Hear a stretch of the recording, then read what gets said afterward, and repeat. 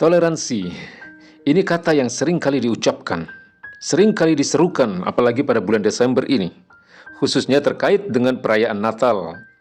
Bagaimana Islam memandang soal ini? Dan bagaimana pula pandangan Islam terkait Nabi Isa alaihi salam? Benarkah ia lahir pada bulan Desember dan mati di tiang salib? Berikut adalah opini Islam tentang toleransi di bulan Desember.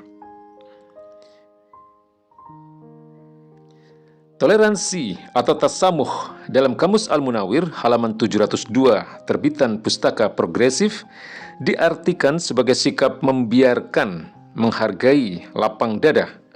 Jika demikian arti toleransi, lantas bagaimana toleransi terhadap orang kafir atau non-Islam harus dilakukan? Islam jelas, sangat jelas mengajarkan toleransi.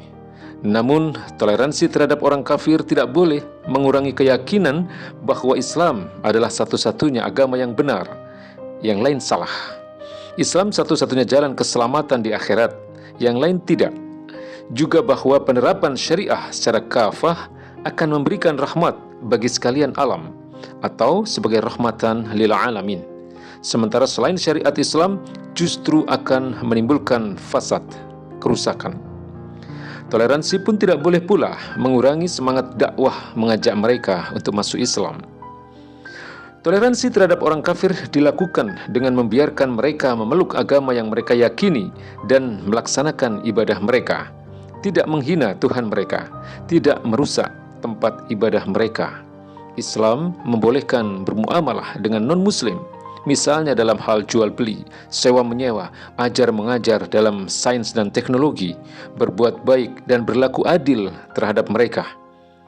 Ibnu Jarir At-Tabari menafsirkan Quran surat Al-Mumtahanah ayat 8 sebagai berbuat baik dan adil di sini berlaku kepada setiap pemeluk agama.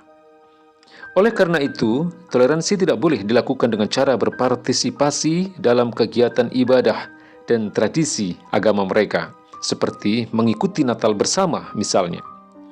Rasulullah Shallallahu Alaihi Wasallam tegas menolak melakukan model toleransi dalam bentuk berpartisipasi, terlibat, memfasilitasi, apalagi mengamalkan ajaran agama lain. Imam Al-Qurtubi dalam kitab tafsirnya Al-Jami' li Ahkamil Quran menjelaskan, ketika masih di Mekah, ada beberapa tokoh kafir Quraisy menemui baginda Nabi besar Muhammad sallallahu alaihi wasallam.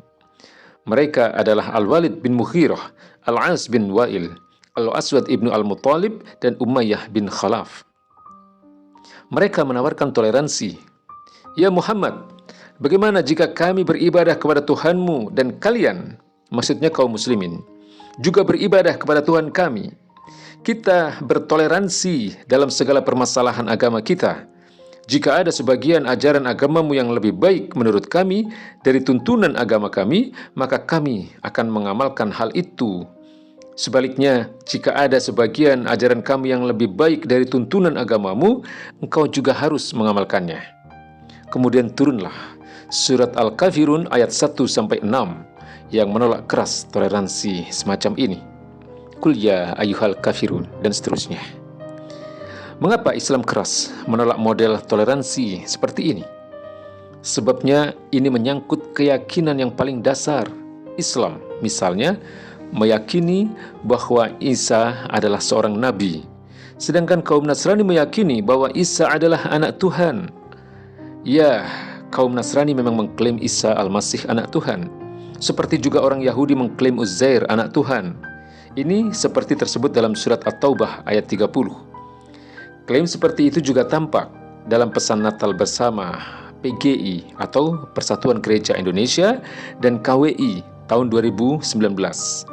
Di situ disebutkan, dengan penuh sukacita kita merayakan pesta kelahiran Tuhan kita, Yesus Kristus, Raja Damai, yang datang untuk merubuhkan tembok pemisah, yakni perseteruan yang memecah belah umat manusia.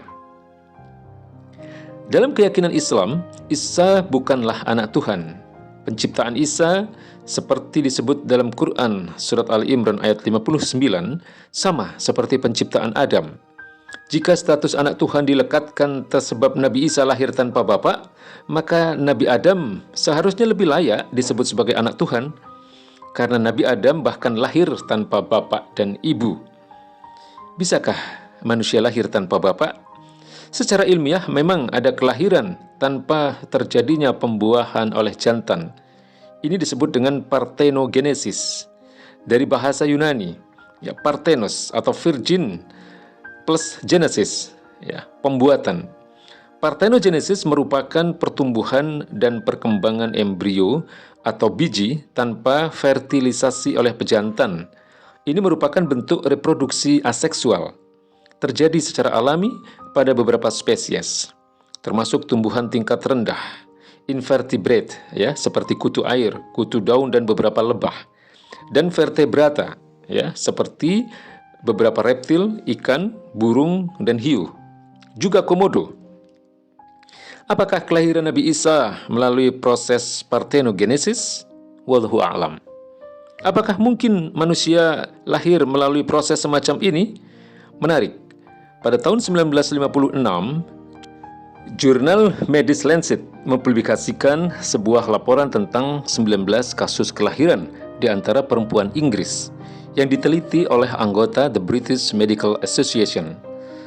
Setelah dilakukan pengamatan selama 6 bulan, disimpulkan oleh para peneliti bahwa human parthenogenesis dimungkinkan secara fisiologis, dan itu terjadi ternyata pada sejumlah perempuan yang diteliti.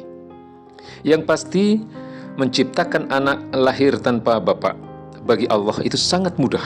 Itu pula yang dikatakan Allah dalam Quran surat Maryam ayat 20 dan 21. Menjawab keraguan Siti Maryam saat dikabarkan oleh malaikat Jibril bahwa ia bakal punya anak lelaki. Padahal ia tidak pernah sekalipun dinikahi lelaki dan ia juga bukan seorang perempuan nakal.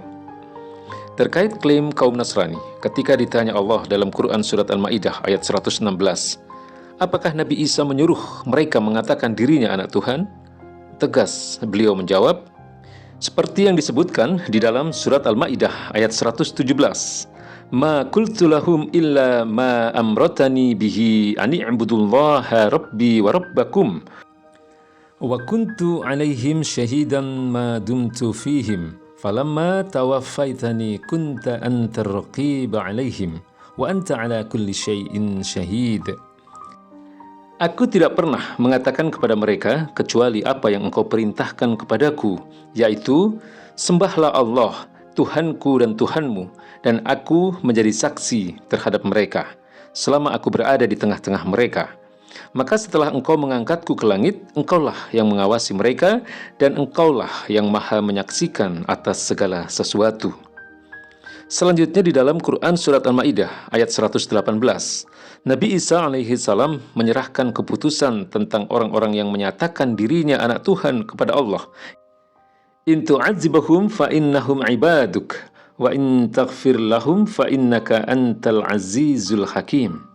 Jika engkau menyiksa mereka, maka sesungguhnya mereka adalah hamba-hambamu, dan jika engkau mengampuni mereka, sesungguhnya engkaulah yang maha perkasa lagi maha bijaksana. Dalam Quran surat Maryam ayat 30 dan 31, Nabi Isa tegas menyatakan dirinya sebagai Abdullah atau hamba Allah, bukan Ibnullah atau anak Tuhan. Nabi Isa adalah Abdullah, hamba Allah yang diberi kitab Injil dan ditetapkan sebagai Nabi. Menuduh Tuhan beranak adalah sebuah kemungkaran amat besar. Sedemikian mungkarnya bahkan digambarkan di dalam Quran surat Al-Ma'idah ayat 88 sampai 92. Langit pecah, bumi terbelah, dan gunung runtuh.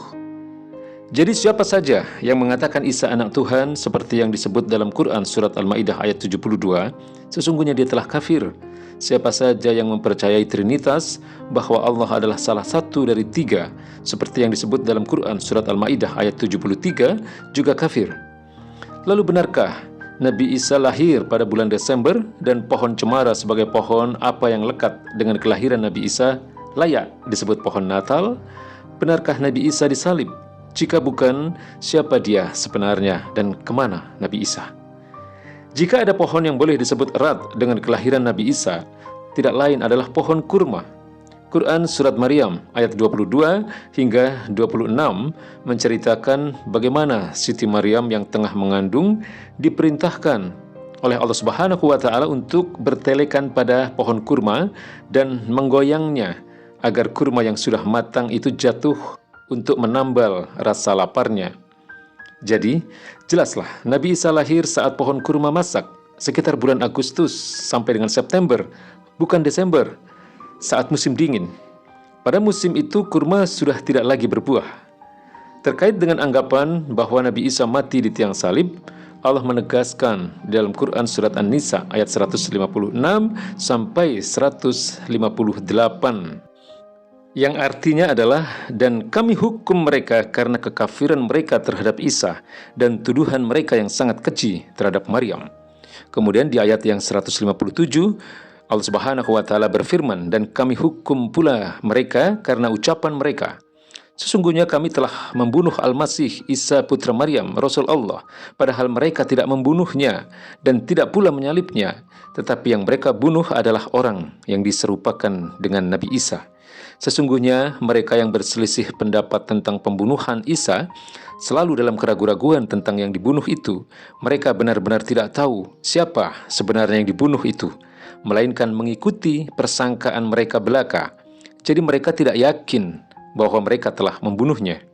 Kemudian ayat 158, Allah berfirman, tetapi Allah telah mengangkat Isa ke hadiratnya. Allah Maha Perkasa lagi Maha Bijaksana. Jadi sesungguhnya mereka tidak membunuh Nabi Isa dan tidak pula menyalib Nabi Isa. Lantas siapa yang dibunuh dan disalib itu? Kemana pula Nabi Isa pergi? Menurut ayat tadi, yang disalib dan dibunuh adalah orang yang diserupakan Allah dengan Nabi Isa. Nabi Isa sendiri diangkat Allah ke langit. Pada saatnya nanti, sebagaimana disebutkan dalam hadis sahih riwayat Imam Bukhari dan Imam Muslim, beliau akan kembali diturunkan ke bumi sebagai seorang hakim yang adil. Lalu ia akan memecahkan salib, membunuh babi, menghapus jizyah atau upeti. Saat itulah harta benda berhamburan sampai-sampai tidak ada seorang pun yang bersedia menerimanya sebagai harta pemberian. Oleh karena itu umat Islam harus tegas menolak klaim Isa anak Tuhan dan menolak kegiatan Natal bersama. Fatwa MUI, Fatwa Majelis Ulama Indonesia yang telah dikeluarkan pada tahun 1981 tegas menyatakan Natal bersama adalah haram. Perayaan Natal di Indonesia, meskipun tujuannya merayakan dan menghormati Nabi Isa, tidak dapat dipisahkan dari soal-soal yang diterangkan di atas. Mengikuti upacara Natal bersama bagi umat Islam hukumnya haram. Toleransi bukanlah partisipasi. Lalu bagaimana jika hanya sekedar mengucapkan selamat Natal? Dalam Kamus Besar Bahasa Indonesia, ucapan selamat diartikan sebagai doa yang mengandung harapan supaya sejahtera atau beruntung. Lalu apakah dibenarkan jika kita mengucapkan selamat untuk sesuatu yang justru telah membuat Allah sangat murka? Bagaimana memahami ayat 33 Quran Surat Maryam yang seolah di sana ada ucapan selamat atas kelahiran Nabi Isa? Ibnu Katsir menjelaskan, dalam ayat ini ada penetapan ubudiyah Isa kepada Allah, yaitu bahwa ia adalah makhluk Allah yang hidup dan bisa mati, dan beliau juga akan dibangkitkan kelak sebagaimana makhluk yang lain. Namun Allah memberikan keselamatan kepada beliau pada kondisi-kondisi tadi, yaitu dihidupkan, dimatikan, dan dibangkitkan, yang merupakan kondisi-kondisi paling sulit bagi seorang hamba. Semoga keselamatan senantiasa terlimpah kepada beliau. Demikian yang disampaikan oleh Ibnu Katsir dalam penjelasan beliau tentang Quran Surat Maryam ayat 33. Jadi ayat itu bukan dalil atas kebolehan mengucapkan Selamat Natal. Maka jika sudah demikian jelas, semestinya umat Islam sebagaimana yang dilakukan oleh baginda Nabi besar Muhammad SAW dalam hadis sahih riwayat Imam Muslim, seharusnya justru tegas mengajak Yahudi dan Nasrani kepada Islam, bukan malah berpartisipasi dalam ibadah agama Nasrani dengan alasan toleransi. Wallahu a'lam bishawab.